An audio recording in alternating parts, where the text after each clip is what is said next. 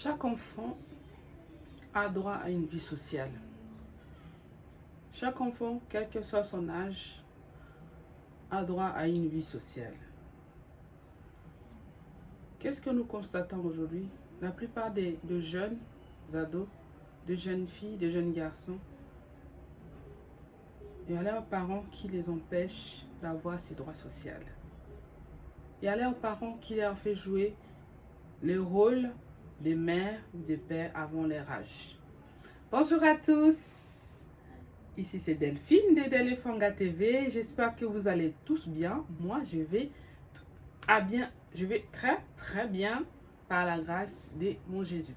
D'accord, aujourd'hui j'aimerais vraiment discuter avec les parents, tous les parents, toutes les mamans qui ont de jeunes ados, toutes les mamans qui ont des enfants en l'âge d'adolescent 14, 15, 16 ans, 12, 13 et qui ont ensuite des petits-enfants doivent écouter cette vidéo. On doit discuter entre les mamans parce que j'ai discuté vraiment avec pas mal d'adolescents et je les caisse serrés en faisant cette vidéo. Je me mets à la place de ces ados qui se plaignent que les enfants, les parents leur imposent des tâches, leur imposent des choses et qui ils oublient en contrepartie qu'elles sont avant tout des enfants et qu'elles aussi ont droit à une vie sociale, ont droit à profiter aussi de leur vie en tant qu'enfant. Beaucoup de parents oublient cela. Si tu n'es pas encore abonné à Delefanga TV, abonne-toi sur ma chaîne et partage les informations. Cette vidéo, ça doit nous interpeller tous. C'est vrai que nos parents nous ont inculqué des valeurs. Nos parents nous ont éduqué que les plus grands, les plus grandes doivent s'occuper de tout petits. Ils nous ont incombé, même de l'âge de 9 ans, 10 ans, se sont occupés de leurs petits frères en étant jeunes, en étant petits. Et ils ont joué le rôle des mères ou des pères avant l'âge. Mais nous sommes dans la modernisation. Les mondes évoluent. Est-ce que toutes ces valeurs que nos parents nous ont inculquées, sommes-nous obligés de le reproduire auprès de nos enfants? Sommes-nous obligés de recopier à la lettre tout ce dont nos parents nous ont inculqué à nos enfants, à nos jeunes ados? Maman, tu dois réfléchir. Mère célibataire, tu dois réfléchir.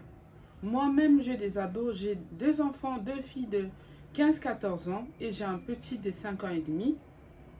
Et mes filles, elles m'aident souvent, de temps en temps, déposer mon fils à l'école, par exemple. Les récupérer aussi. Parce que mes horaires de travail ne me conviennent pas que je puisse m'occuper correctement de mon fils. Et c'est là où mes filles interviennent pour m'aider un petit peu. Mais dès que je suis libre, dès que je suis en vacances, c'est moi qui m'occupe de mon fils et m'occupe aussi de mes filles parce qu'elles ont besoin aussi qu'on les aime, ces ados-là. Elles se sentent délaissées par les parents. Les parents qui demandent à leurs jeunes filles de s'occuper de petits frères de A à Z. Les accompagner à l'école, les accompagner dans leur activité périscolaire, les récupérer. Il y en a même qui jouent le rôle des mamans depuis s'occuper de leurs petits frères depuis qu'elles sont petits. C'est la grande qui doit laver les bébés, la grande qui doit donner à manger au bébé, les faire promener, jouer carrément le rôle de la maman. Et maman toi-même, qu'est-ce que tu fais à ces moments-là? Qu'est-ce que tu fais à ces temps-là? Puisque ta fille doit faire tout à ta place, ta fille doit jouer le rôle de la maman. Mais toi, maman, qu'est-ce que tu fais entre-temps? Est-ce que tu laisses à ta fille le temps d'aller voir ses copines aussi, de passer les moments avec ses copines, d'aller au cinéma, d'aller au McDo, d'aller faire un resto, d'aller juste papoter avec ses copines, avoir le temps aussi d'avoir son téléphone à la main, zapper un peu sur les chaînes, faire des TikTok? Est-ce que ta fille, elle a les droits de faire ça? As-tu pensé à elle? As-tu pensé aux souffrances qu'elle peut avoir? Certains ados qui m'ont dit qu'elles n'ont pas le courage de dire non à leur maman parce qu'elles ont peur de la réaction. Elles ont peur qu'on les frappe. Elles ont peur des punitions qu'elles vont subir parce qu'elles vont refuser d'apporter une aide à leur maman. Cette aide-là que nos enfants nous apportent, c'est une aide qui est précieuse. C'est une aide qui est louable. Mais pas jusqu'au point à leur donner le rôle des mamans. Pas jusqu'au point à oublier qu'elles aussi, elles aussi, ce sont des enfants. Ce sont des enfants, elles aussi, elles ont besoin aussi de notre attention, de leur dire, par exemple, voilà mes chéris, mes filles, voilà, on va aller, je vous emmène au cinéma, on va aller faire du shopping. Toi et elle, parce que l'aide qu'elle t'apporte, qu'est-ce que toi tu fais en tant que maman? Est-ce que tu apportes, tu es auprès de cette fille-là, tu lui demandes son avis, est-ce que tu lui demandes ce qu'elle ressent par rapport à l'aide qu'elle t'apporte? Par exemple, lui parler, lui dire, ma chérie, est-ce que tu crois que j'exagère? Est-ce que tu crois que tu trouves que je te demande trop pour t'occuper de ton petit frère ou de ta petite soeur? Si c'est vraiment, est-ce que tu dialogues avec elle par rapport au sujet? Parce qu'il y a beaucoup qui vivent mal cette situation, qui croient que leur enfance est volée. C'est même le titre de cette vidéo. J'ai l'impression que mon enfance a été volée pour m'occuper de mes petits frères et de mes petites sœurs. Mais je ne suis pas leur mère. C'est ce que dit beaucoup des ados. Elle doit passer, non seulement s'occuper des petits frères et des petites sœurs, les récupérer à l'école, le périscolaire, mais ils n'ont même pas le temps de faire eux aussi les activités périscolaires. Ces ados n'ont même pas le temps elles-mêmes de faire des activités périscolaires parce qu'elles doivent, après leur cours, s'occuper de leurs petits frères, faire leurs devoirs, faire tout. Mais maman, papa, où est ta place? Où est ta place au sein de cette famille? Vous dites que bah, nous, on était grands, quand on était, nos parents nous ont toujours dit ça, nous, quand on était grands, on s'occupait de plus petits. Mais l'époque a changé. Ce n'est plus la même époque. Est-ce que tu penses que ta fille n'a pas le droit d'avoir aussi, n'a pas le droit de vivre aussi son enfance? Tu penses que son rôle à elle, c'est de prendre soin de ses petits frères? Mais elle-même, est-ce que tu penses à elle? Tu penses un peu à ce qu'elle peut vivre par rapport à tout ça? Est-ce que tu as demandé son avis? Parce que moi, je discute souvent avec mes filles, je leur dis, les filles, si vous trouvez que vraiment je vous demande trop par rapport à votre petit frère, il faut me dire. Elle me dit non, maman, c'est normal, on l'accompagne juste un petit peu à l'école, mais tu t'en occupes toi-même quand tu es là, donc il n'y a pas de souci. Ça me rassure. En tant que mère, ça me rassure. Ça me dit, ok, tiens. Donc, je ne leur demande pas trop. Je laisse à mes filles, par exemple, de sortir avec leurs copines. Elles ont besoin de ces liens sociaux avec leurs amis. C'est important pour eux. C'est dans leur croissance. Elles sont dans la quête, dans la recherche de leur identité. Elles ont besoin d'avoir ce temps avec leurs amis. Vos enfants ont besoin de passer du temps avec leurs copines pour se créer leur identité, pour développer leur personnalité. Ces liens sociaux avec les autres enfants, ça ne doit pas les manquer. Ça ne doit pas les manquer. Ces liens sociaux avec leurs amis, de passer juste le temps au parc en train de rigoler entre copines, ça ne doit pas leur manquer. Que tes enfants développent aussi leur activité sportive, aller peut-être faire du sport, du basket, comme mes filles elles font du basket. Aller faire du basket, faire de danse classique. C'est ça que beaucoup d'enfants font. Une activité sportive en dehors de leur temps scolaire. Elles ont droit de ça, elles ont besoin de ça, vos enfants. Mais elles peuvent, vous ne pouvez pas leur priver de cette vie-là, juste pour qu'ils s'occupent de vos petits-enfants, qui s'occupent de leurs petites sœurs ou de leurs petits frères. Quand est-ce qu'elles auront le temps de s'occuper d'eux? Ou quand est-ce que toi, maman, tu auras le temps de t'occuper de tes grandes filles qui t'aident, justement, ou de t'occuper de tes petits? Parce que les grandes doivent s'occuper des petits. Quel est ton rôle, maman? Oui, tu vas travailler, tu vas gagner de l'argent, tu vas faire à manger, ça, j'en conviens. Mais ces côtés aussi, lien d'attachement avec tes enfants, que tu dois créer avec tes enfants.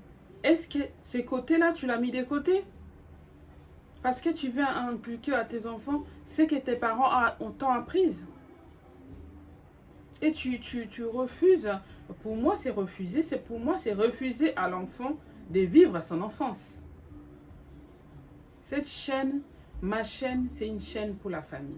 C'est une chaîne pour donner des conseils aux mamans, pour accompagner les parents, pour leur donner des conseils.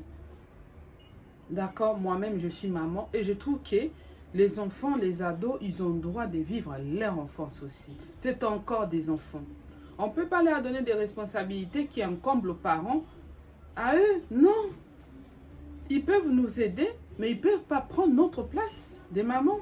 C'est à nous, maman, c'est à nous de nous occuper de nos enfants. C'est à nous de prendre le temps, quand je suis à la maison, non, les sœurs, comme on dit chez nous, les yayas, c'est-à-dire les grands frères ou les grandes sœurs. On les appelle les yayas, voilà. Voilà, les yayas, vous êtes à la maison. Voilà, reposez-vous, faites vos affaires. Moi, je m'occupe de petits frères, je m'occupe de vous tous. Aujourd'hui, je vous amène au cinéma, on va faire une sortie. C'est ça ton rôle aussi, maman. Que tes grandes filles qui t'aident se sentent aussi que, ouf, voilà, maman nous soulage. Elle a compris que nous aussi, on a besoin de respirer. Elle a compris pour que cette aide-là qu'elle vous apporte puisse continuer. Les conséquences, si ce n'est pas le cas, qu'est-ce qui se passe? J'entends. Il y a une ado qui m'a dit qu'elle a fugué. Elle a fugué chez ses parents parce qu'elle en avait marre. Elle en a marre de faire les tâches que les parents lui demandent, qui pour elle, ça fait trop. Ça fait trop et elle a fugué. Et quand ton enfant a fugué, à ton avis, où est-ce qu'elle va se réfugier? Quand ton enfant a fugué, où est-ce qu'elle va se réfugier? Elle va se réfugier auprès d'un homme, auprès d'un papa qui l'a toujours embêté, vu que nos enfants grandissent tellement vite. Hein? Elles grandissent vite, elles ont dans la corpulence, elles paraissent comme des grandes filles. Et il y a un papa dans le coin, il y a un jeune homme dans le coin qui la drague tout le temps. Bah, j'en ai marre, je préfère aller avec ces garçons-là que de rester avec mes parents pour subir ce qu'elles me font subir. C'est ce qu'elle va se dire, tes enfants. Et quand elle va aller là-bas, elle va se laisser à la merci de cette personne-là. Parce qu'elle en a marre de ce que tu lui infliges à la maison. Et les conséquences, tu détruis la vie de ta fille. Les conséquences, elle peut tomber rapidement enceinte à 14 ans, à 13 ans. Parce qu'elle est partie se jeter du coup sous les bras de la personne qui est venue à son secours pour l'enlever de cette corvée que ses parents l'imposent. Et bien cette personne-là, ça ne sera pas gratos. Elle va perdre sa virginité très tôt. Elle va peut-être tomber enceinte. Ou elle peut même choper une maladie sexuellement transmissible. Elle peut même attraper le sida. Il y a beaucoup. Et elle peut même gâcher sa vie scolaire. Elle peut même arrêter ses études. Ça peut aller loin des conséquences d'un enfant qui fugue. D'accord? Pour ne pas en arriver là, il faut avoir une discussion avec nos enfants. Quand vous leur demandez des choses, de nous aider, cette aide, nous ne devons pas prendre ça que ces enfants-là doivent jouer le rôle de maman auprès de leurs petits frères. Moi, je ne suis pas d'accord avec ça. Ce ne sont pas leurs rôles, ce ne sont pas leurs enfants. Eux-mêmes, ils sont des enfants. Eux-mêmes, elles cherchent encore leur identité. C'est des ados. Il faut leur laisser le temps de vivre aussi leur vie sociale. C'est important qu'un enfant crée des liens avec ses copines. Une jeune fille qui n'a pas connu cette vie-là, quand elle grandira un jour, s'est mariée et qu'elle va découvrir un jour la vie, ça ne sera pas une fille qui sera stable dans son foyer. Elle aura toujours tendance à sortir avec ses copines, au lieu de faire à manger pour son homme, préparer s'occuper de son foyer, parce qu'elle n'a pas appris ça. Mais un enfant qui a vécu sa jeunesse correctement, qui a eu le temps de voir ses copines, elle va se dire, bah, là maintenant il faut que je me concentre un peu sur mon mari, sur mon foyer. C'est un enfant qui est équilibré.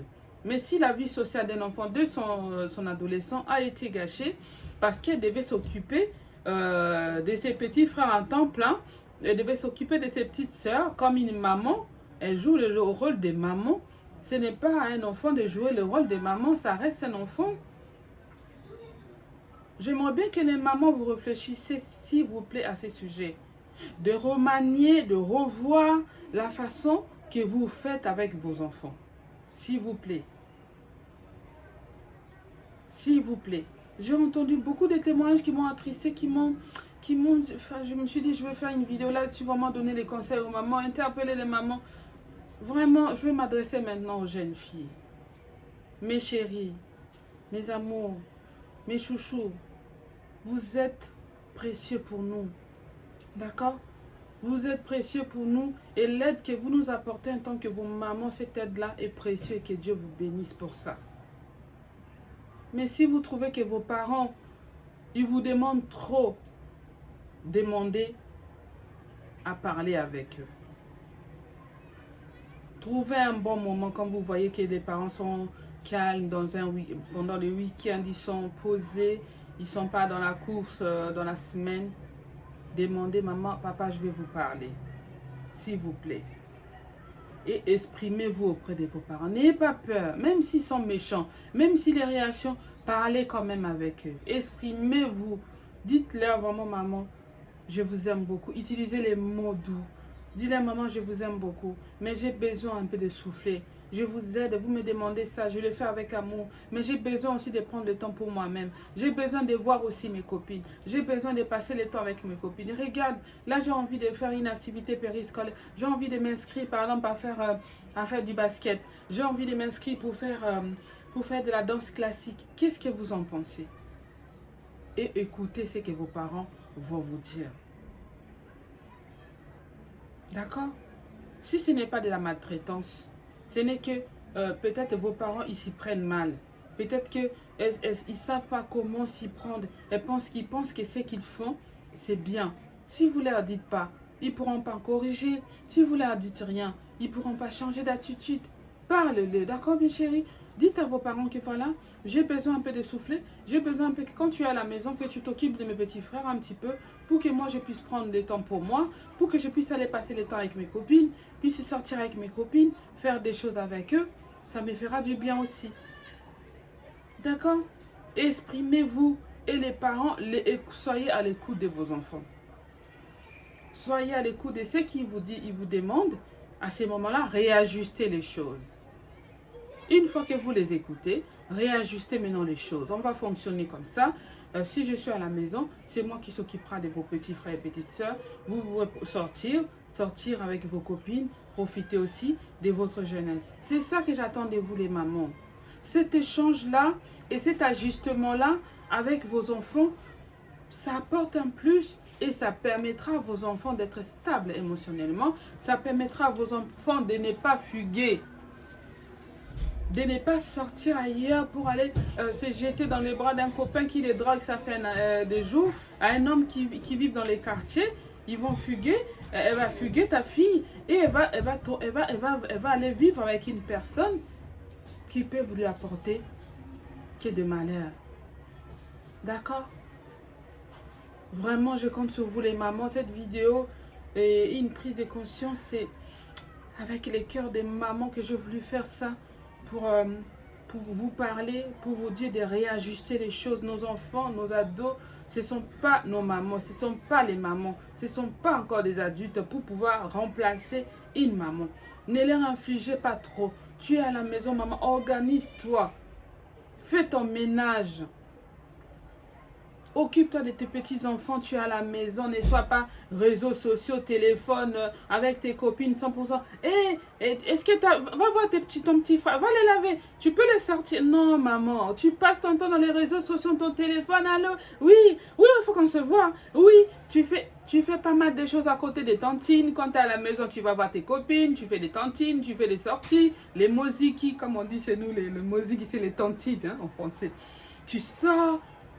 Et tu demandes toujours à ta fille, à ton ado de s'occuper de ses petits frères.